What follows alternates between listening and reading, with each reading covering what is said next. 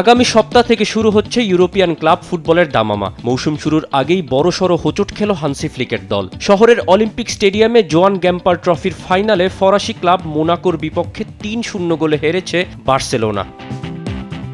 সুযোগ ভালোই পেয়েছিল লেভানডস্কি গুন্ডোগানরা, তবে কাজে লাগাতে পারেনি কেউ। দ্বিতীয়ার্ধের শুরুতে অফসাইডে বাতিল হয় রাফিনিয়ার গোল। কিছুক্ষণ পরে বার্সার রক্ষণভাগের ভুল থেকে দলকে লিড এনে দেন মোনাকোর মিডফিল্ডার কামারা। মিনামিনোর দারুণ অ্যাসিস্টে ৫৭ মিনিটে ফরাসি ক্লাবের হয়ে দ্বিতীয়বার বল জালে জড়ান এমবোলো। তার উপর মাথায় চোটের কারণে মাঠ ছাড়তে হয় গুন্ডোগানকে।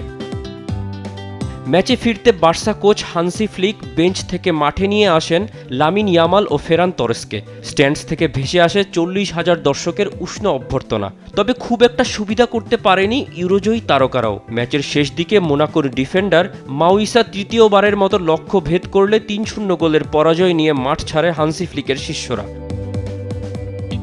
সিজন শুরুর জোয়ান গ্যাম্পার ট্রফিতে এটাই বার্সার সবচেয়ে বড় হার। এই ধাক্কা সামলে উঠতে না উঠতেই শনিবার ভ্যালেন্সিয়ার মাঠে কঠিন ম্যাচ দিয়ে লা লিগা মিশন শুরু করবে কাতালানরা। মোহাম্মদ তৌসিফুল হাসান, স্পোর্টস ডেস্ক, দেশ টিভি।